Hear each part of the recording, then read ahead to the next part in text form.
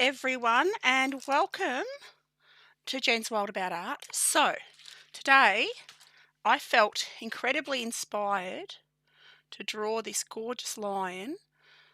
So I'm going to draw him with I've drawn him roughly with pencil, and now I'm happy with my drawing. I'm going to go in with my micron pen and darken, just strengthen some of the areas on this gorgeous creature, because he's got very dark detail around his eyes. I can change things just a little bit as I go. I just wanted to get some more definition, like some strength with the micron pens. So that's the plan. Anywho, I'll be using my Senneliers and Schminky watercolours, and I'm going for a big one. That was a 003. I think I need a 005. Just a slightly bigger pen. There we go. That one will do. No, that's not a waterproof one. I need a waterproof one. There we go. Because if I'm going to add, not all microns are waterproof. Hello, Mike. Hello. How are you? So, yeah, not all microns. Well, micron pens are waterproof, but not all pens like this of different brands are waterproof. So you've got to be a bit careful if you want to be mixing your watercolours and your pens.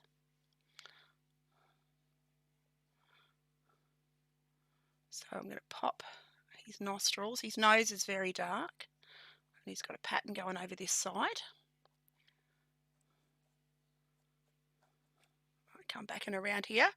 Well, how are you? I am great, thank you, mate. I am very good. I've been for my hike this morning. I did 6Ks, not very far, but a good hour. So I'm very happy. All inspired to start drawing and painting. And I just finished as the rain started. So it's a nice day. It's not cold, but it's a little bit soggy. Love microns? Yeah, so do I. I just love all pens. I've always loved pen. Pen's my favourite. Probably pen and paper. If I could only have two things on an island, art supplies, it'd be pen and paper. A constant supply of pen and paper, and my world would be happy, because I started with pens and I'm stuck with pens. You can be so expressive with them, and it's so nice sometimes just to not worry about colour. You can do just your shading. Shading's a great skill to have. Lots of people forget how important knowing tones, tonal values is, and working with pen and pencil teaches you how to focus on your tonal values. Sometimes simplifying it with just black and white helps heaps. Helps absolutely heaps. So how was your weekend, Mike? What have you been up to? So I'm literally just going over the outlines, and I'm adding a few extra bits so I can add some more detail now. I can't actually, I've drawn an ear, but I can't see an ear. So he's got, and I am going to use the microns to shade quite a lot. I'll do his pupils with micron, because I want his eyes to be striking, really striking. So I want, real strength, and I want him to look ominous and wonderful, because lions are magnificent. So already I can see his eyes coming together. I can already see that I'm going to enjoy. I've got the shape of his eye a little bit off. I've got to just change the shape of his eye a tad. So I can do that still. And just very gently keeping my strokes sort of still going in the direction of his actual skin, because sometimes you forget, and you draw the wrong directions, and it can make the picture just look not natural. So you sort of got to try and follow the direction of the skin. Been playing FF14. Oh, cool. How are you liking it? I've heard lots of good things about it. Heard lots and lots of good things.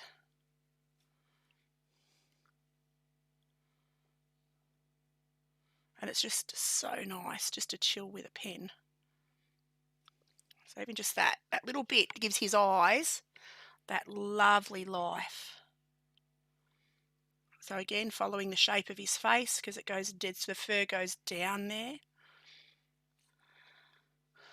And I can take, just doing lines, little lines.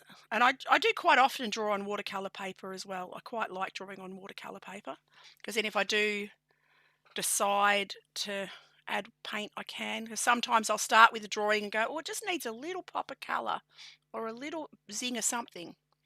So it's always nice to use a water resistant paper, or not resistant, a water medium paper.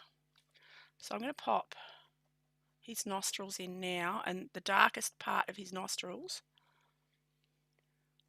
is there. He's got a little bit of a line coming up here, so I'll pop that in. Amazeballs. Oh, good to hear, good to hear. I'm not going to use that one. I'm going to get an even bigger micron, because I've got bazillions of microns. I've got a zillion of them. I'm going to go an 8 for the inside of his nostrils, just the darkest part, because it's a very thick micron. You can get them in all sizes, and you actually get microns in all colours now. I prefer just to use the blacks and sepia colours, but you can get them in all colours now. I've seen them here in Australia. I've got a few different ones. Do you use Copics? No, I don't. I can't afford it. They're just too expensive. I use Shinhan touch liners. Shinhan touch liners in Australia. They are incredible. They're very easy to use. They're very affordable. They're refillable. And yeah, I love them. So they're the cheaper, affordable version. But yeah, Shinhan touch liners are amazing. So I use them. I tried Copics, and yeah, they're fine. They're awesome, but it's an awful lot of money for an alcohol marker. Because I think they're like $9 each. So they'd want to be made of gold for me to pay $9 each. Hello, Candid. How are you going? How are you? I'm mixing it up today, doing a mixed media. So I'm going in with just in the darkest dark areas with my micron. They're similar to Copics, very similar. Yeah, they're all alcohol markers. They're alcohol markers. And they've got the two ends on them, so you've got a fine tip and a wedge, which makes them very versatile. I tried a few before I got to the ones I liked. You've got to try different brands to see and different brands suit different people. Different brands very definitely suit different people. It's personal preference. It's like anything. You know, some brands of watercolor paint I adore, and some people can't stand them. So I suggest always try before you buy if you can. A lot of shops will let you test it on a piece of paper at the shop. Like our shop, the art shop near us, they've got test sets, so you can try it on paper and see what it looks like, see how it feels. They've got, just like you go to a makeup counter, they'll let you test the makeup. They've got testers. So always test your product if you can. You can't do it with watercolors so much, but you can with pens. I'm good. How are you? I'm great, thank you, Dull. I'm very good. I've been trying to keep fit and doing lots of exercising, and the days are getting longer here. We've got daylight savings, so I've been getting out and doing lots more exercise, taking a bit more care of myself. So I am a world of awesomeness. Very happy camper. So you can see he's already starting to get some shapes. You've used Copics. What do you think? Like, everyone seems to love them.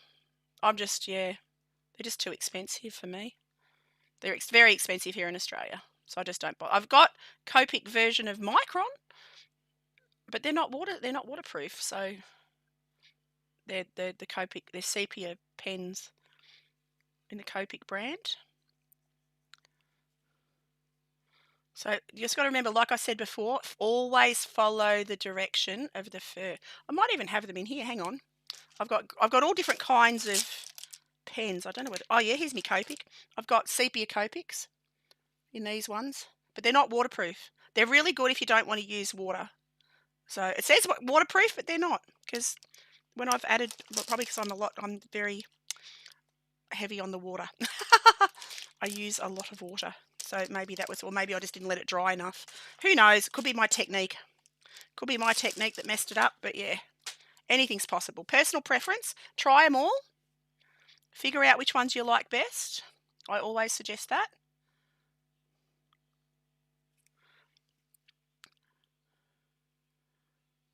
Okay, so I'm going to, anywhere that's dark, I've just got to remember to go the direction of his fur. So I'm looking. I've given myself some guidelines. This line actually comes right down to his whisker dots. So I'll pop in his whisker dots.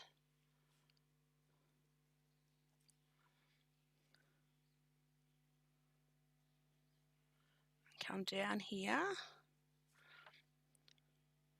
So I'm just going to darken up. His whiskers are very, very, very, very dark.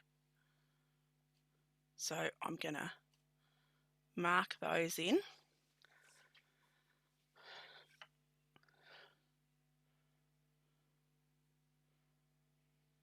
Take that down there. Actually, sepia would be a brilliant colour.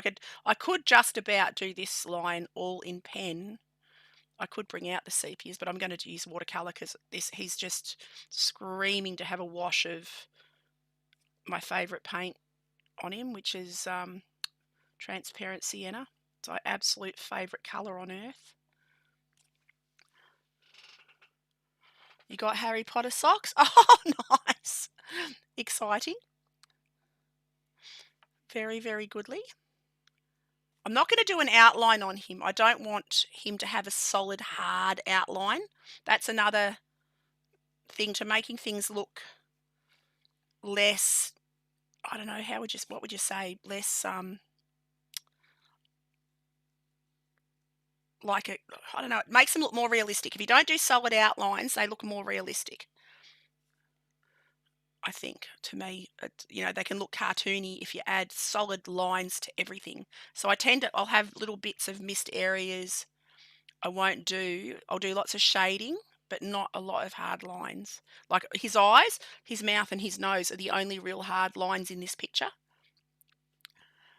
He'll have some strands in his mane, but that'll only be a handful of strands. It won't be a solid thing. And this is fun. I haven't done this technique in quite a while.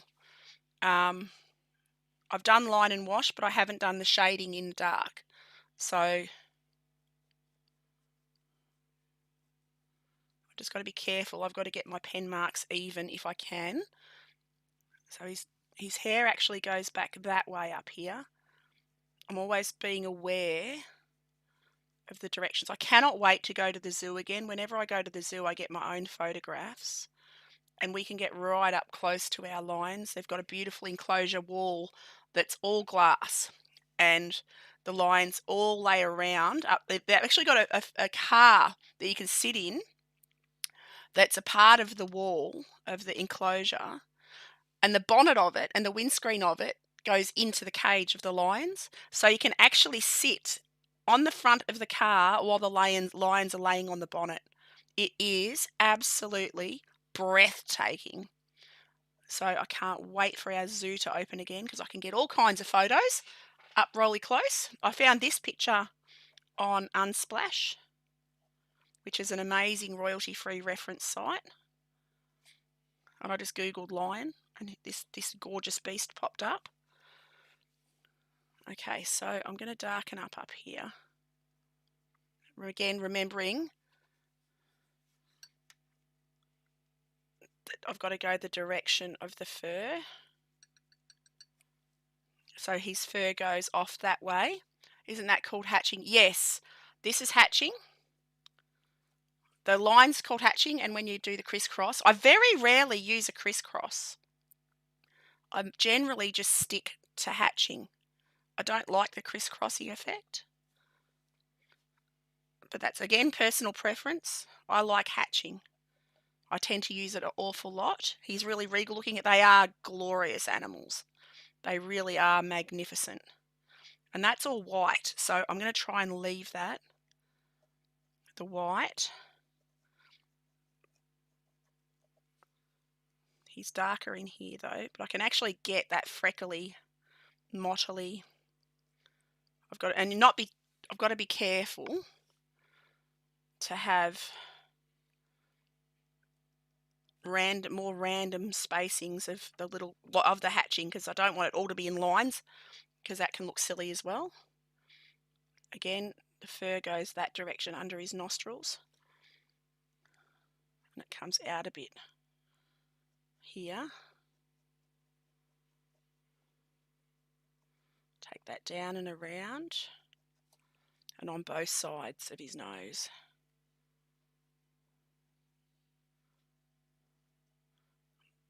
And this watercolour paper is actually helping. It's got a lot of grain to it, a lot of texture, so it's actually helping me to get a bit of texture in the strokes. I'm going to go around the edge of his nose, again following the direction. His nose is downward pointing, so I'm doing the lines down, or the hatching down. And these pens you can pick up for a few dollars each. And I've got sort of pretty much every size they make, because I use them a lot, because they're one of my favourite things to use. So yeah, these are quite affordable, I think, in most countries, and you can get them anywhere. I can get them at Officeworks, at an office shop. Don't have to go to an art shop to get these in Australia, which is really handy. So I'm going to start now going around his mane, and I'll add some darker areas in, and I'm just going to keep I'm not, like I said, not doing solid lines, just soft edges, no hard outlines except for around his eyes and his nose. Trying to keep it soft and flowy looking. His head actually disappears off the page, so I'm going to do that in my artwork as well, because his mane goes up and out like that, and it disappears off. And he's actually got quite a strong line here. I've got to come down a fraction. There we go. Love microns too. Yeah, they're wonderful. They are wonderful. Microns are so good. These and a ballpoint pen. I love ink. I just love ink of any kind. It's just so, I don't even actually have to add colour. You can see what that is without a whole lot of, you can just do so much with pen. I always sort of say, I love, with watercolour paints, get the best quality you can. But you don't need all the fancy supplies. You can create beautiful things with just a pen. You really can.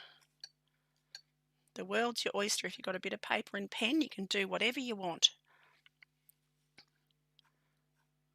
My first memories being a little kid were all of just drawing everything and anything. Okay, so I'm going to take his fur down here. What number is this? This is a 0.5. So this is it goes all the way up to I've got up to an 8 in the pens. But I am going to give this guy a wash of transparent sienna, and his eyes are just glorious, so I'm excited to add a bit of colour to his eyes as well. They'll be the focus, I reckon. And the rest of him will just be very loose, soft washes. I do burn through these pens a lot, though. I wear them out. I do, because I do wear them out quite a bit, especially my little itty bitty ones, because I love my 003s for fine drawings, the really fine drawings, and I do wear them out. And he's very dark under here. Again, following the fur texture, probably because I don't use cross hatching so much. I just use hatching on animals because it sort of tends to stick to the fur direction. like on a building and stuff, you can get away with bricks and stuff. They would have crisscrosses. I won't do it on this one because I don't want to. I want all of his lines to go in the direction of his fur. If I cross, it won't. It'll be against his fur grain. All right, so I've sort of got the shape of his face about right. I think I've got to come in a bit here. So I've got it. I haven't drawn his outline. I did the outline very vague so I could adjust things as I drew him. As I saw what needed to change, I could adjust. So I did that quite vaguely to begin with to help me if I needed to modify things. Come down here.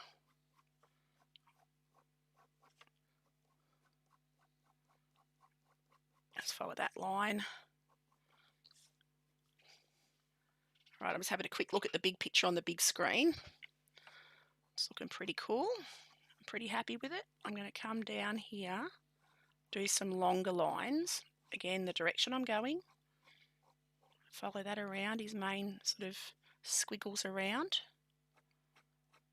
Come around here and down.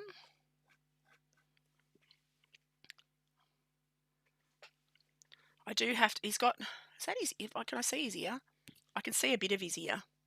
I can't really, it's sort of in shadow, but so I'm not even gonna worry about it. I'll just put the shape around it.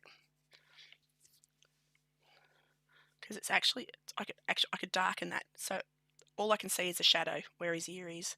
So I'm literally just going to put a shadow mark to suggest his ear. Again, the direction of his fur. So you'll only just see the edge of it. Like that. Do a couple of layers. I really like the texture of the paper. It's really helping me. I usually like to work on smooth paper. But this is, yeah, for micron pen I usually use smooth. But this is really helping me. I'm quite enjoying this actually. The texture it's giving me. All right. Now, come down and around here.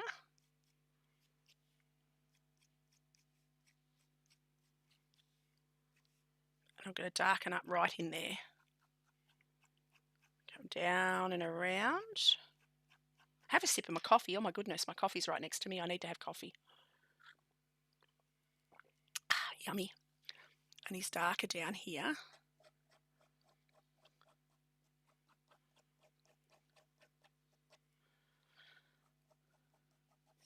All right, happy with that. He's got, I'm just going to pop little, because they've got little, I don't know what you'd call those, the lines in their eyes, the little dots in their eyes. Little, like when your eyes are hazel and you've got little hazel dots in your eyes, he's got those. He's got golden eyes, but I did notice there was little hazel dots. So this is going to be fun. I'm excited to add colour to this now. Because he's got a little pink nose. But I'll use, for that, I'm already planning out the couple of colours that I am going to use. I'm going to keep it simple.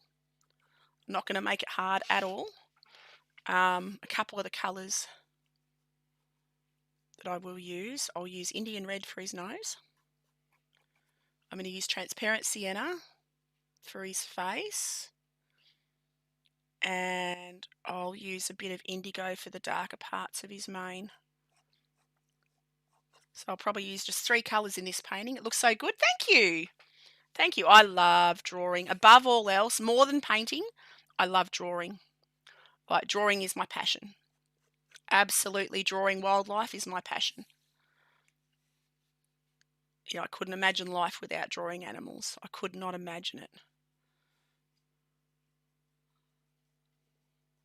And it's simple. Like, he's not too terribly complex. He's not, you know, he's simple shapes. He's not, you know, it's just eyes and a nose and a little mouth. He's not terribly difficult. If it's not, all you got to do is get the proportions. And I work in thirds. So he's got from top of his head to his eye is one distance. Top of his eye top of his eye to the bottom of his nose is a distance. Bottom of his nose to his chin, same distance. So that's how you get. You can do it with a pen even. So top of his head. You'll see people using pens going like that.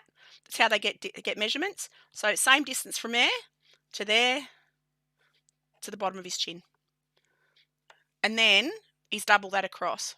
So from the side to there to there. So his height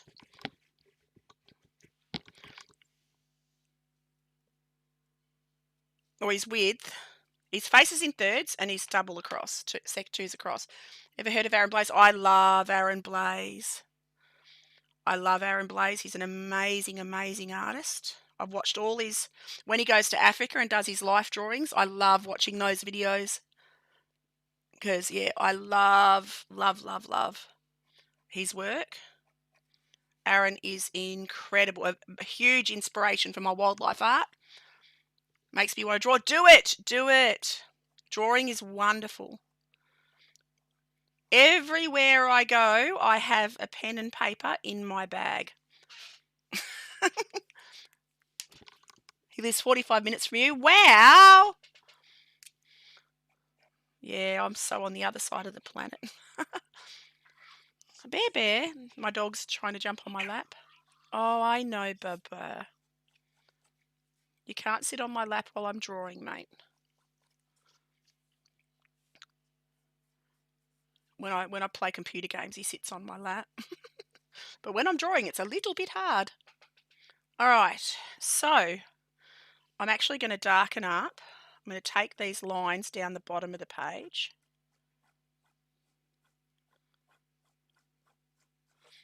But yeah, no, Aaron Blaise is an absolute inspiration. And his wildlife, I love, because he does safaris and stuff. He goes on safaris, and I love watching him draw from nature. Because I love drawing from the wild. I love going, well, not from the wild, from the zoos. I love going up into the hills, taking my pen and paper and drawing whatever's around me. Because Australia, we are lucky to have a lot of wildlife. Doesn't matter where you go, you're always going to see animals. All right, so I'm just filling in now the darker areas in the bottom of the page. And I haven't done the mane along this side very much. So I'm going to do that now. I'm going to darken up that corner, again following the direction of his mane.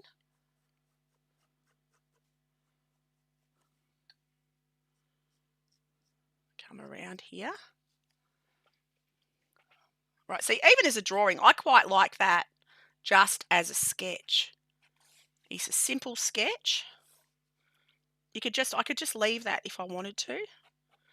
I like it. I sometimes do get to a point where I really like a picture and I'm like, maybe I don't want to add colour. Maybe I just want to leave it. I have had that moment. I've got a kangaroo I drew hanging on my wall in the other room, and it turned out really good. So I never added colour, and you ended up I've got three of my own drawings hanging on the wall, and the kangaroo is one of them. And it turned out like a little scientific drawing. And I just did him with all micron pen, and I did just about every fur on his body. It took me forever. All right. I think we're good. I think we're gonna actually start to add a little bit of colour now.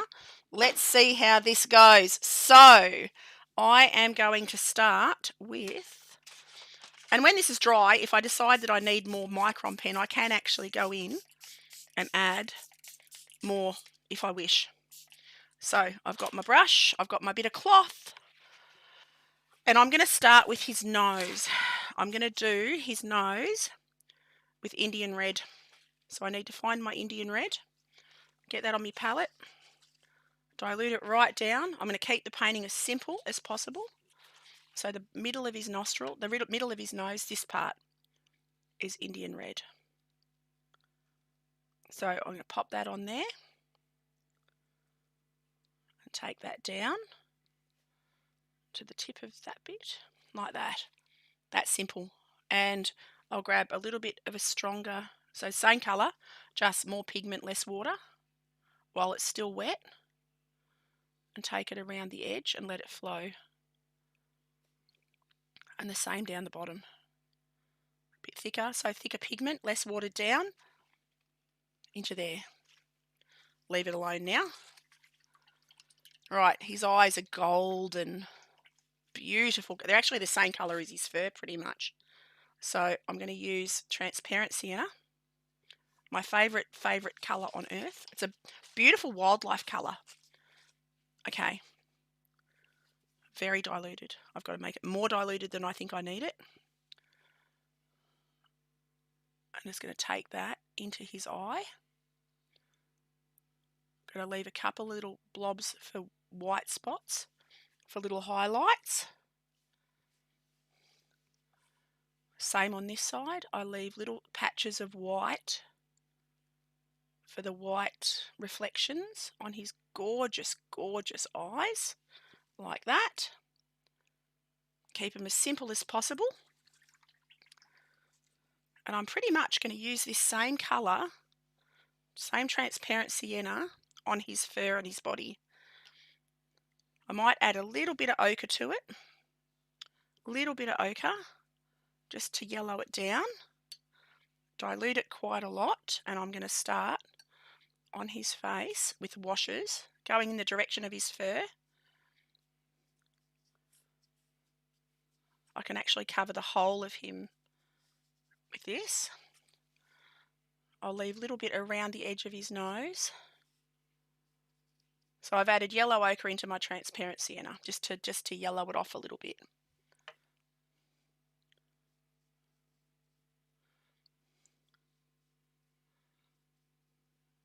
And I'll cut around his eye. Again, following the direction of his fur.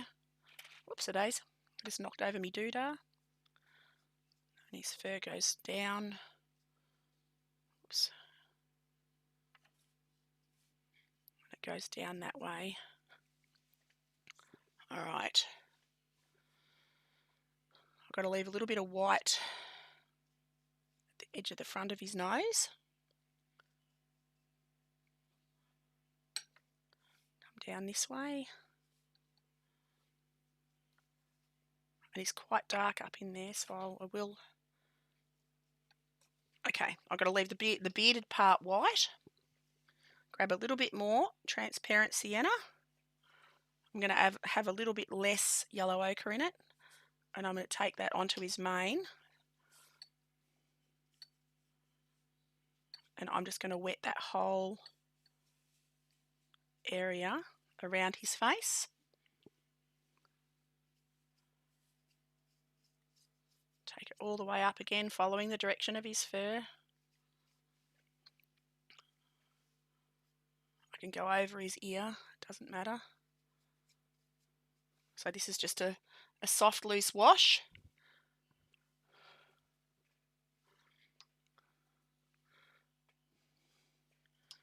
Get some more on my palette. Come in there, following the direction, going down. I'm really enjoying this. This is fun. I just love drawing, and I really felt like drawing today. Not just painting. I really felt like drawing. You know, some days you're just inspired to do something. So drawing was definitely on today's agenda. Okay, wet that down a bit more. Come back in around his face. Take that down there. I will add a little bit of burnt umber after. I want to fill the page, fill the background. Pretty much. There we go.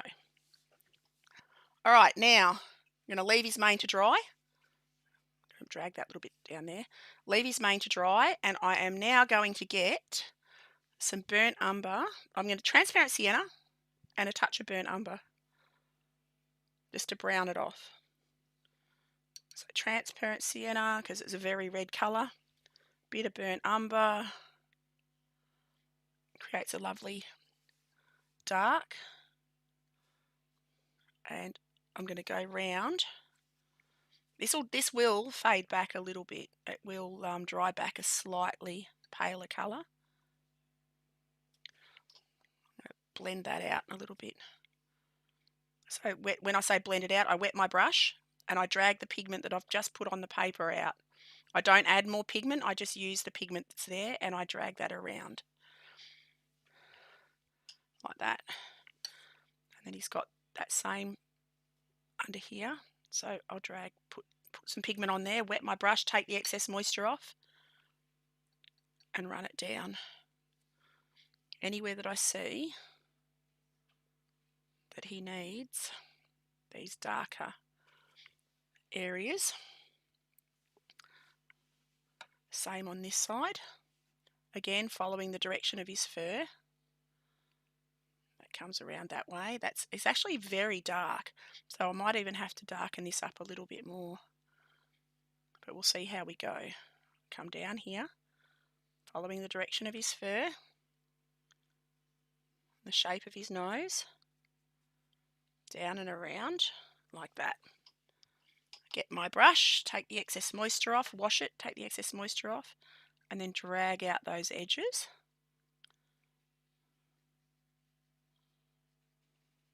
Like that. Alrighty. And this is that same burnt umber transparent sienna mix. Take it down the bottom of his little mouthy bit, down here, around the edges.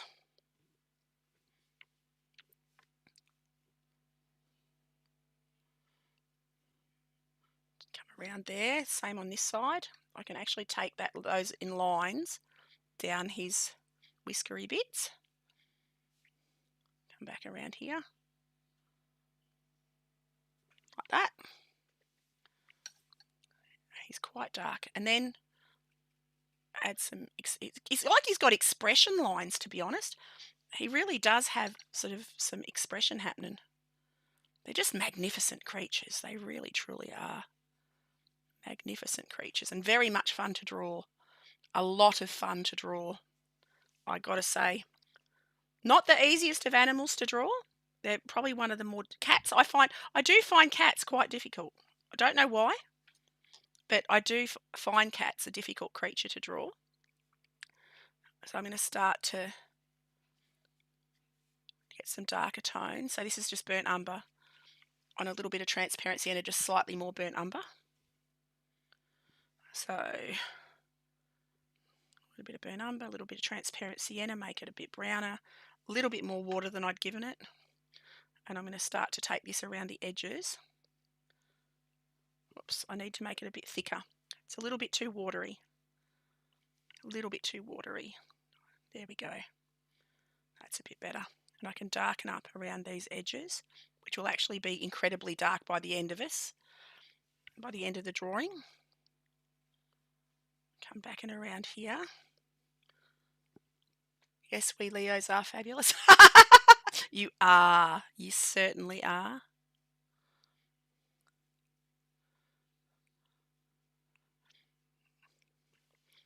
All right.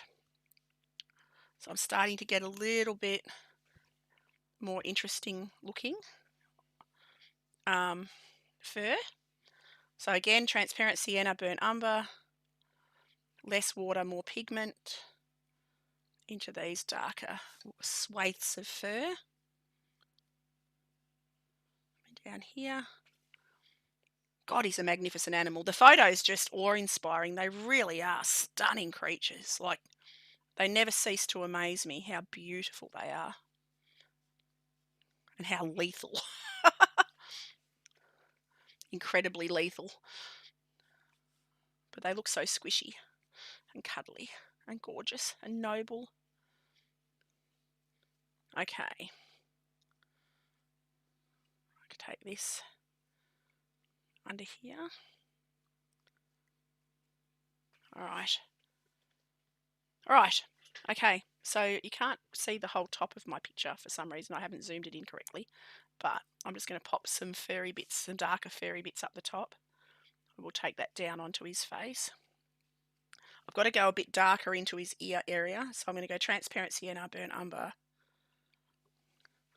Just darken up in here. A little bit darker in there. Royalty. They are. They really are. They truly are. I had a horse that I called Griffin. She was like she had the attitude of a lion. She was, and Griffin is a flying lion. So I named her after a lion. All right. I'm going to leave that alone. I'm going to go back to now same colours, exactly the same colours, and I'm going to darken up.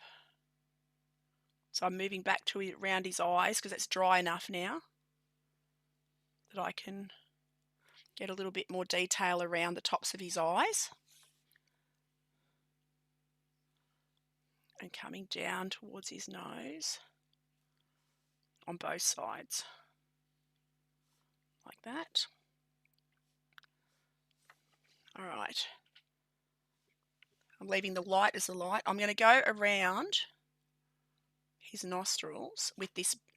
I'm going to go over this, but to begin with, I'm going to do it this same colour.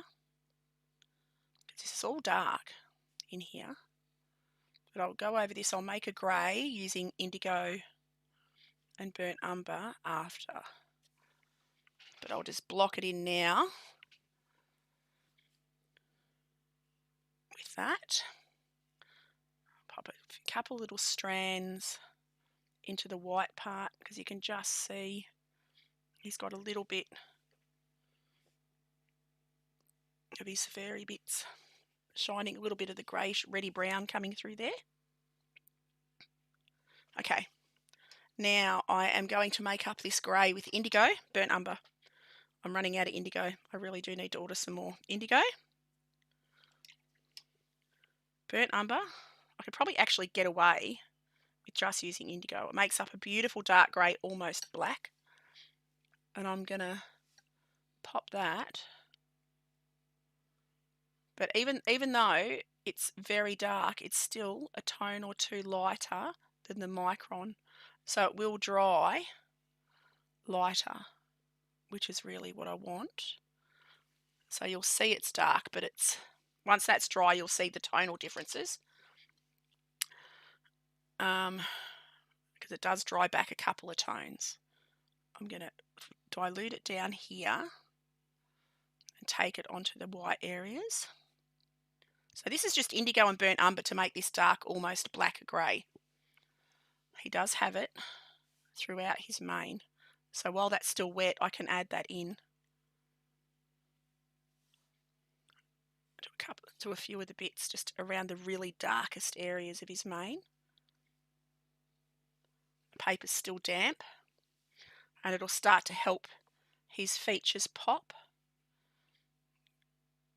and look a bit more defined.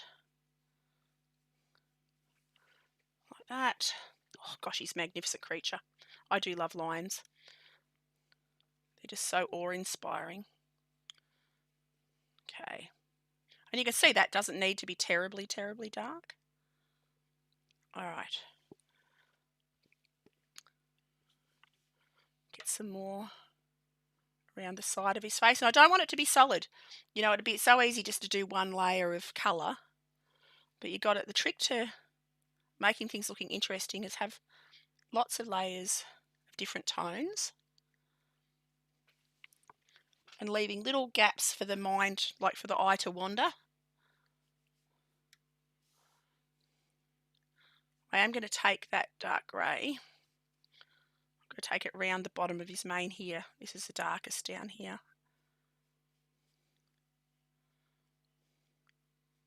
I do love doing big cats. All right. Come down and around here. Okay. I'm also going to take it onto the shadow areas of his face now. Following the direction of his fur. This will be more of a solid grey. It's coming down the side of his face there. up. Whoops, get a bit more on my brush. That was a bit dry. Following the direction of his fur, away from his eye,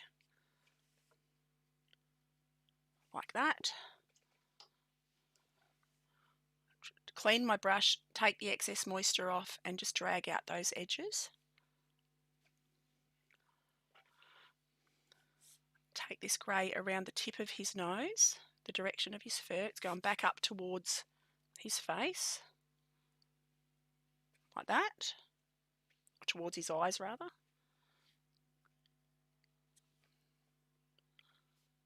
And this indigo goes an awfully long way. This mix goes a long, long way. You get tons out of it.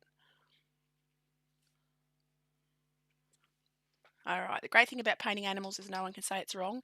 Yes, this is true. This is true. As long as you get your shapes right, it's exactly right. Okay, so I'm going to come down and around his nose. Darker bits underneath. All right. I've got a very dark bit there. I need to make up some more. So burnt umber, indigo. Get some more on my palette. Get some more indigo in there, I think. Come on, indigo, lift. There we go. And I'm now going to go back in with almost pure indigo, actually. It's nearly pure indigo into the very darkest bits. It's going to look like a whatever, no matter what you do.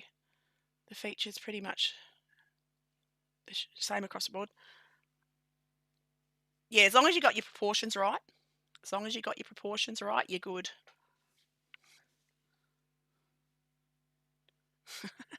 I did watch an artist do a deer, a galloping deer, a trotting deer, and they did the leg backwards. They didn't know anatomy very well. So knowing your anatomy is quite important, because I have seen people draw legs backwards on animals. They've had the bend in the wrong spot and things like that. And it's like, interesting. So yeah, proportions are very important. And that's what makes a difference. You can do these rainbow colours and it'd still look right as long as the proportions are right. Like my daughter's got in her house, my daughter's got a zebra, or two zebras actually. No, it's one zebra, and it's rainbow. Every stripe's a different colour. But the tonal values are right and the shape's right, and it looks phenomenal. It's so amazing. But it's a rainbow zebra. And it looks right. It's amazing. It's incredible. I was blown away when she found that. That's like putting the big toe on the wrong side. Yes, exactly. Oh my God, I was a bit mortified, because I was like, it was one of the top people. But anyway, it doesn't matter. But yes, people, proportions are important. What would you say is an alternative to indigo for the way you're using it? Any dark blues. So what else have we got? Dioxazine purple is a great one. What else? You could use an ultramarine or a cobalt blue mixed with brown. Makes a dark.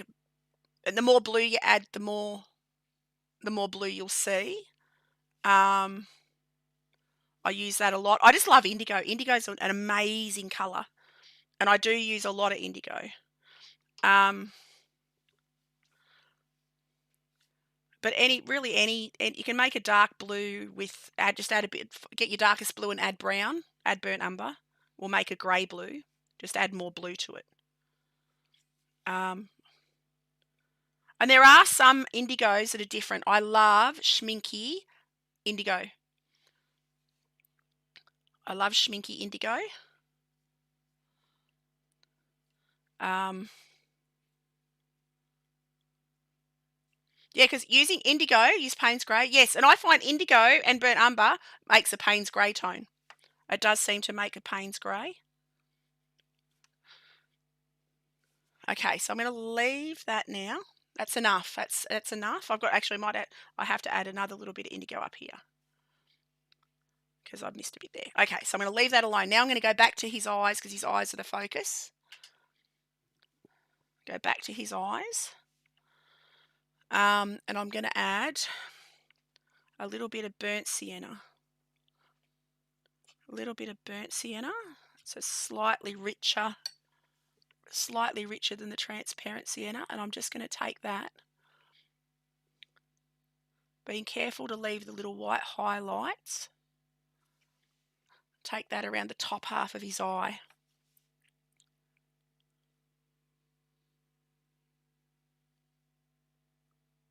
Like that. Just in the top half. And that really helps to give them that three-dimensional. I'll add a tiny little bit down there on both of his eyes. But that adds that three-dimensional look. Because the tops of the eyes are always shadowed. I've got indanthrene. Oh, indanthrene will do. Hang on, I've got indanthrene. Let's check. Let's find indanthrene. Where's my indanthrene? I know I've got some here somewhere. Maybe it's in my cores. Where's my indanthrene? I'll have a quick look. Hang on. Maybe I don't. I thought I did. Hang on. I know I've got indanthrene. Where is it? I've got phthalo. Phthalo would work. Phthalo's got a bit of a green tint to it though. Where's indanthrone? I know I've got indanthrone. I just don't know. Maybe I've got it in my Australian brand. But yeah, that'd do. That'd work. Okay, so now I'm going to go back in with a little bit more of this grey tone just under his nose. Like that. Now maybe I've got I'm confused as to where my indanthrone is and what brand of paints I've got it in.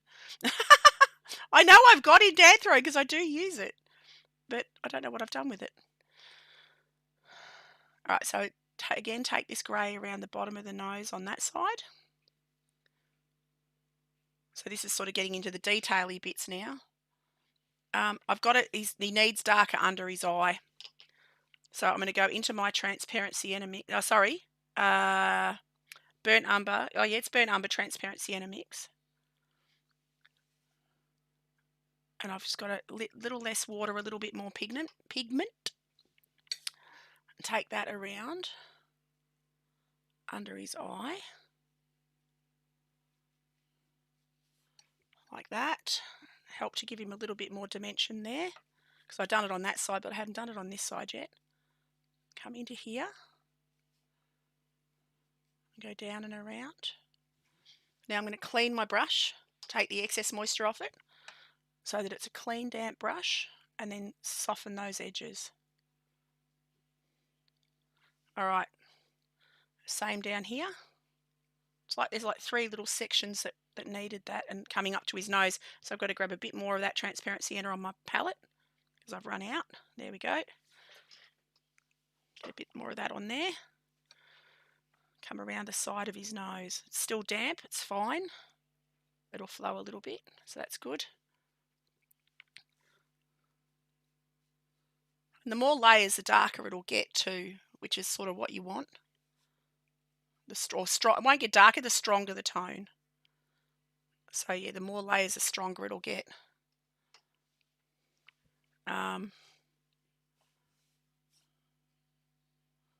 So every layer will get slightly stronger. And you can see he's starting to pop now. He's starting to not look quite so flat as he was looking.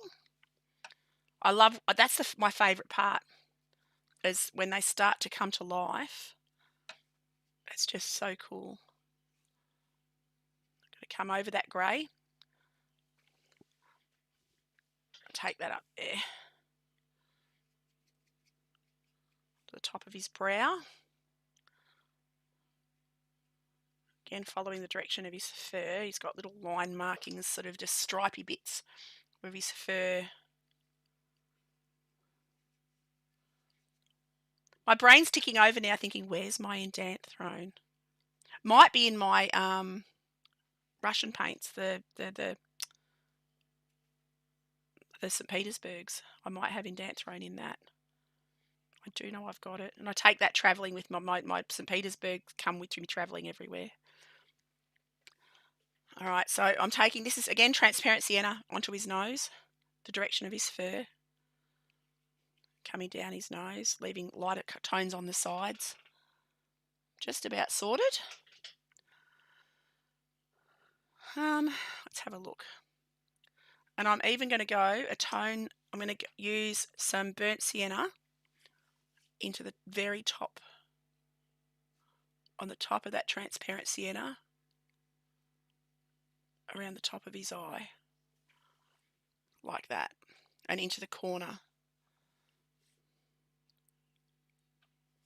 like that, down there. Gee, it's turning into a gorgeous day. The sun's just popped out. And I'm going to also take this this is burnt sienna onto his nose. I do love all these earthy sort of colours. I love these siennas, and I do love them. Take that into his mouth area. A little bit around the bottom of his eye. And using the same colours throughout a painting unifies it as well. Really does unify the piece. So I'm going to actually, now having said that, get some transparent sienna and pop that in amongst his mane. Almost dry brushing. Create some warmth into the mane, because I've got lots of cool colours going on, but he does need some warmth. So not everywhere, not over the whole mane, but in parts of the mane. I'll add some transparent burnt sienna. I always mix up my burnt sienna and my transparent sienna. I always say the same thing. So this is burnt sienna. It's just a little bit darker, a little bit stronger. Transparent sienna is a little bit softer. All right. Come down here. And it just warms things up and makes it look really lovely. All right. Again, I'll take this up onto the side, top part of his mane. Like that. Come around here. There we go. See, I'm loving the reds and the browns.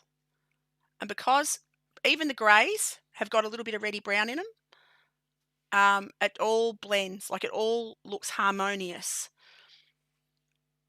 I tend to use a limited palette. Like I'll use a lot of transparent sienna, a lot of burnt umber, a little bit of yellow ochre, but it's really all one colour mixed with, like the blue mixed with the brown, the red mixed with the brown. It's all base colours. They're all harmonious. They work well together. But I reckon he is actually just about done, you know. I don't know if I want to do a whole lot more. When will someone learn to cook sienna correctly? It's either burnt or raw. That is true. That is true. Sad but true. They can't cook it right, can they? They can't get medium rare. You want medium rare sienna. Well done sienna. Just right sienna. But I reckon I'm going to call him done. So I'm going to take my tape off, and then we get to see the nice edges. You don't need to, sometimes you can overdo it. I can get a